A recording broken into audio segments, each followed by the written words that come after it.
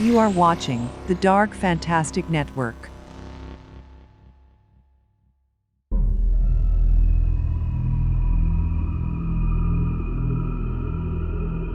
MILLA, A Tale of Obsession by Ahmed Khalifa.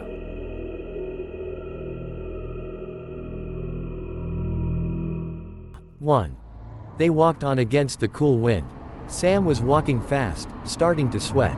He hadn't exercised in months, or was it years? Ahead of him, Michael, though the bulkier of the two, was walking faster. A man on a quest. Slow down a little, Sam said. We have to hurry, Michael said, his voice low, as if whispering a secret. Why, for God's sake? Sam said, trying to catch up. He looked around him. This time of night, the streets were almost empty. It's almost midnight, Michael said. So. Michael stopped, turned around, faced Sam, his face dead serious. You're either with me all the way or you go back, right now. Sam stopped, taken aback. Hold on a minute, I just need to know what the hell's going on. Michael continued to stare at him for a second, then looked up, at the sky, the crescent moon. We're going to see her. I already told you. Sam looked at his friend, worried. Michael had his tics, his eccentricities, you might call them. He was a dreamer, a bit absent-minded, the soul of a poet and all that. He couldn't hold down a job. His views, his politics, and his spiritual leanings were always a bit to the side of the mainstream. He was also a headlong lover. The kind of guy who fell in love fast and hard. But never like this. What was her name again? Michael looked down, away from the sky, straight at Sam. And, smiling a strange smile, said, her name is MILLA. 2. Sam took a step forward, catching his breath. And how beautiful is this MILLA? He said, smiling, trying to lighten things up a bit. But Michael wouldn't bite. His face retained that dead serious expression that troubled Sam so much. When his friend had that look, there was no arguing with him. His mind would be dead set on the task, no matter how trivial it was. For Michael, once he honed in on something, it was kill or be killed, especially if it was a matter of the heart. MILLA isn't beautiful. MILLA is beyond all that. Sam raised his head, luxuriating in this moment of inactivity. In other words, she's gorgeous. Michael looked perplexed. Gorgeous. Yeah. Drop dead. This drew an unexpected smile from Michael. Yeah. Drop dead. Sam moved closer, stood by his friend. How long have you known her? 29 days. Sam nodded in mock understanding. So, that's it. You're hooked in under a month. I was hooked long before that. She'd put out on the first date. Sam said, laughing. Michael's smile changed, turned sour. Oh, she did more than that. Sam laughed harder. More than that. What did she do to you, man? Share.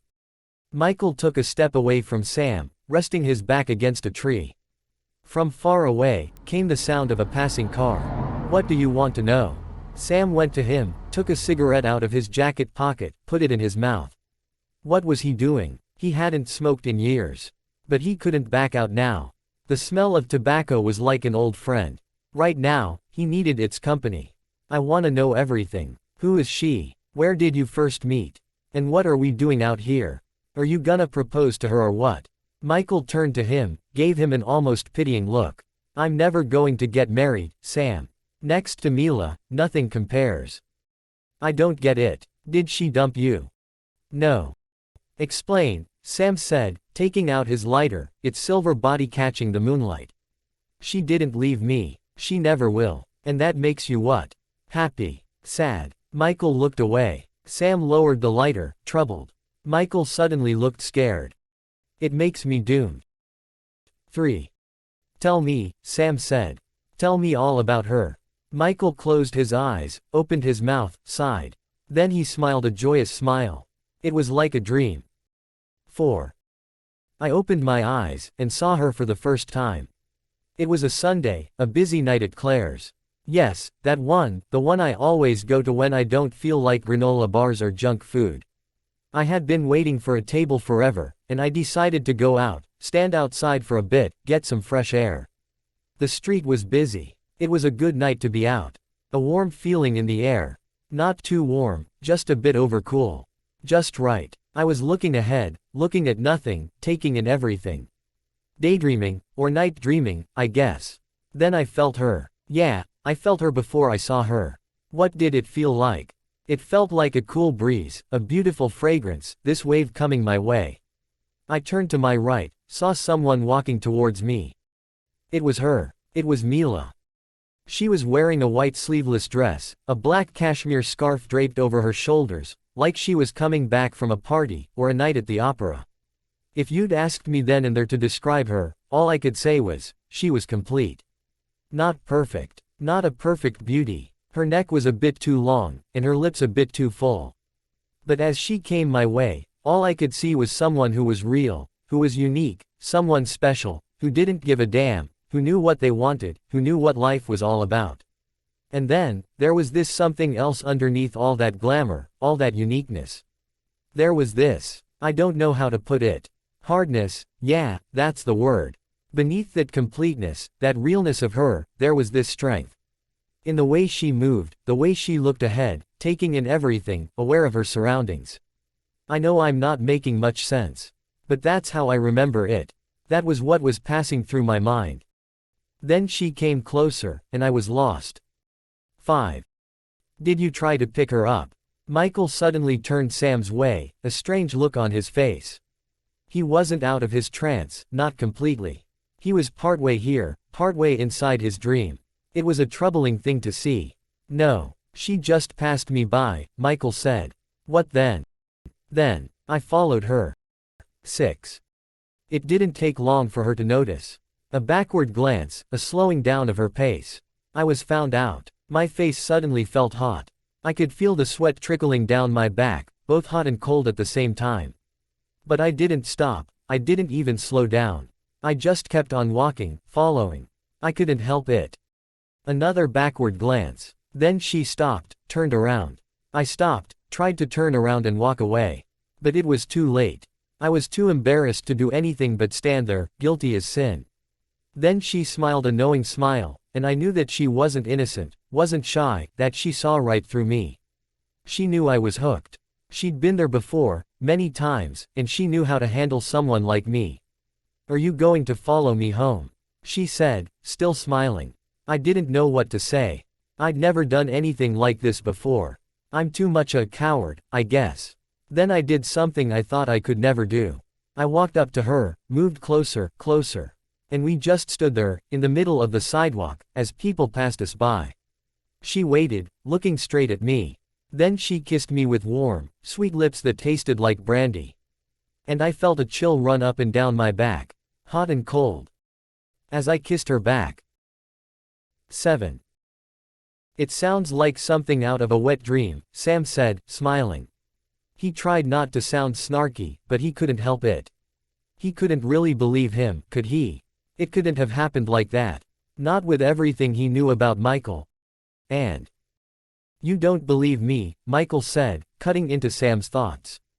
That's fine. That's what I expected. It sounds too good to be true. Sam pulled the cigarette out of his mouth, the tip sticking to his lower lip and stretching the skin for an instant before it let go. He put the cigarette inside his jacket pocket. He was nervous. This wasn't going the way he had expected. I'm sorry. Sam tried to say. Michael raised his right hand, and Sam shut up, embarrassed. The truth is, it was too good to be true. 8.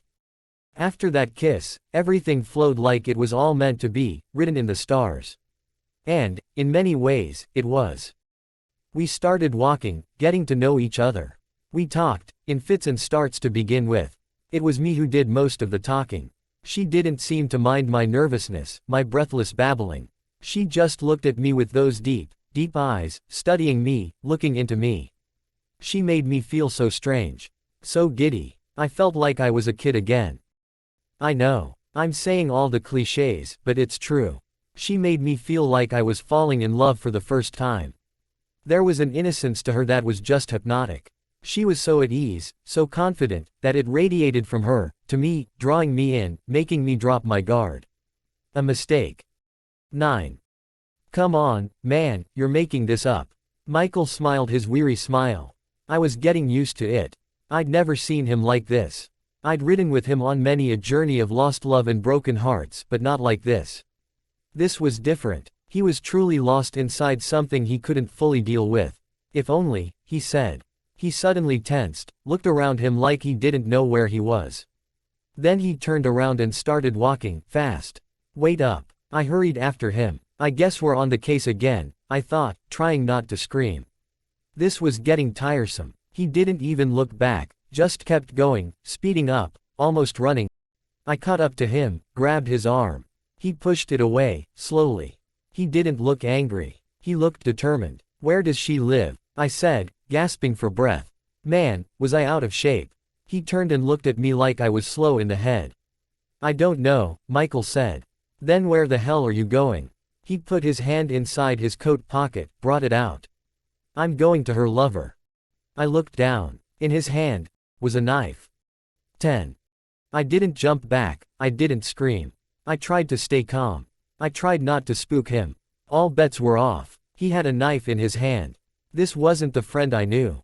This was someone over the edge. A stranger. I swallowed, tried to speak, but the words wouldn't come out. I tried again. Okay. You need to tell me what's going on, Michael. I admit it. I don't understand. I wasn't paying attention. But I'm listening now. Just tell me what's going on. Michael looked at me with hate-filled eyes. Or maybe it wasn't hate, or, at least, I hoped, hate not directed at me. He took a deep breath, and started to put the knife back in his pocket, slowly. The blade caught the light, glimmered, as it slid into his coat pocket. I think you should go now, he said, sounding calm, as if he had no inclination to explain himself any further. He had discarded me. He was in this alone. You know I won't do that. I can't leave you like this. You're upset. You aren't thinking straight. Stop right there. Just go. I don't need you. I was wrong to call you. You don't believe me. It's not your fault. You don't know the truth. You haven't seen her. You don't know what she is. He turned around, and started walking away. I was about to follow him when he stopped and looked over his shoulder, a terrible warning in his eyes. I stood still, afraid. He waited till he was sure I wasn't going to follow, then started walking again. I waited till he was out of sight.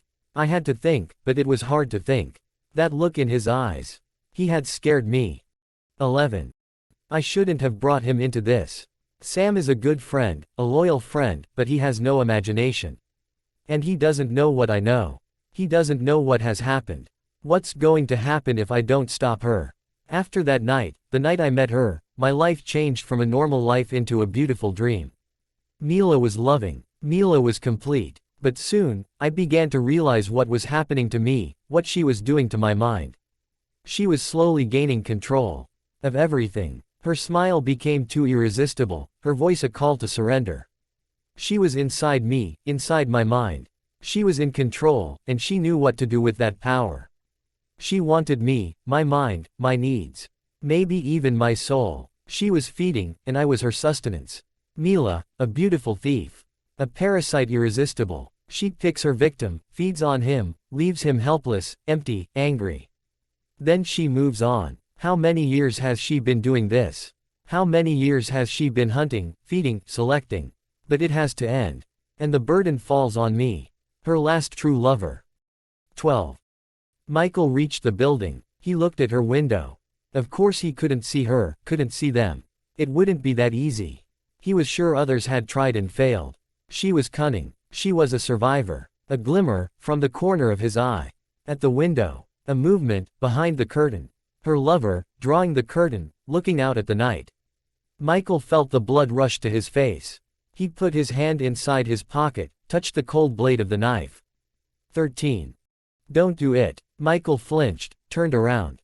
Saw Sam. Tense, angry. Go away, Sam. You don't understand. Sam took a few steps closer. Michael looked around him. A few passers-by, an old woman, dressed to the nines, unsteady on her feet, probably drunk. No one was paying attention to them. Stop, Michael said to Sam. Slowly pulled out the knife. What are you gonna do? Are you gonna hurt me now? Sam said. Not if you go away. Just leave me alone. I can't do that, Michael. You're not yourself. We need to talk this out. A few more steps. He was almost upon Michael now. Stop. Okay, Sam said, and stopped moving. Just do me one favor. Just talk to me for a few more minutes. Explain all this to me. Michael suddenly looked up, at MILLA's window, at her lover. 14. Sam followed Michael's gaze, and saw someone standing behind the window of a third-story apartment. It was a young woman, maybe even a teenager. He couldn't make out the details of her face, but from the way she stood, the way she moved, he could feel there was something sexual about her. Something irresistible. He turned back to Michael, who was still looking up at the girl. The knife was part way out of his pocket. Is that her? I see what you mean. She is sex on legs, Sam said, smiling. Michael suddenly looked away from the window, at Sam, a strange fire in his eyes. That's not her. It's her new lover. The next in line. Sam shook his head, confused. Her lover. What? She swings both ways. Michael smiled, pulled the knife out of his pocket. He started shaking his head, almost in pity, making Sam feel like a fool. She doesn't care about the body. Only the mind.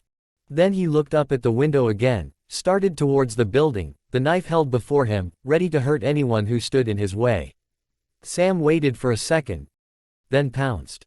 Michael wasn't ready for it. They struggled for just a moment, then the knife was in Sam's hand. Sam punched him in the gut. Michael dropped to his knees, gasping for breath. Sam looked up, the girl at the window was smiling. At him. He almost smiled back, then he remembered what he had to do. He looked at Michael. Michael was coughing, trying to catch his breath. Sam went to him, offered him his hand. I'm sorry. I just couldn't let you do it, Sam said. Michael, still gasping for breath, took Sam's hand, started to get up. And Sam slowly slid the knife into his friend's heart. Their eyes met, and Sam looked away. He was ashamed. He suddenly felt lost, not in control of his thoughts. Michael raised his right hand, gripped Sam's neck, started to squeeze. Hey, what's going on there? A voice said, a man's. They had been seen, but Sam didn't care. It was done. I'm sorry, but I couldn't let you hurt her. MILLA is everything to me. She is life itself. She can't die. Michael's life ebbed away, a trickle of blood rivering out of his mouth. Hey, help. Somebody. Somebody call the police. The voice shouted. Sam let Michael drop to the floor. His left hand, the one holding the knife, was covered in blood. He raised it to his face, fascinated by the sight. What time is it? He said, lost in thought, images of her, drowning his mind. Footsteps. Someone was coming. Shouts. People running towards him. He looked up at her window. The girl wasn't smiling now. An instant later, MILLA came and stood beside her. She put her hand on the girl's shoulder. She had chosen a new lover, but she would never let him go. He would always love her. MILLA drew the curtain closed. Police sirens. Coming closer. Sam raised the knife, and brought it closer to his face.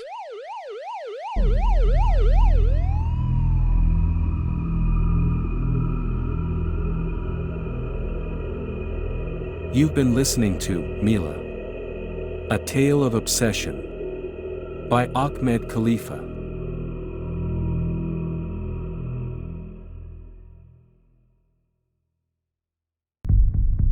Death is a man in black, and he has gone insane, slaughtering the innocent. Only X, an amnesiac who wakes up to find his wife dead beside him, can stop him. Now, X, along with a band of heroes hunting the man in black, have to embark on a terrifying journey through the cursed town of Crofton, and into a haunted house filled with secrets, to find the only thing that can stop death. From A. Kale, the #1 best-selling author of Bad Dreams. COFFIN X, a terrifying novel of dark fantasy and horror. Now available on Amazon.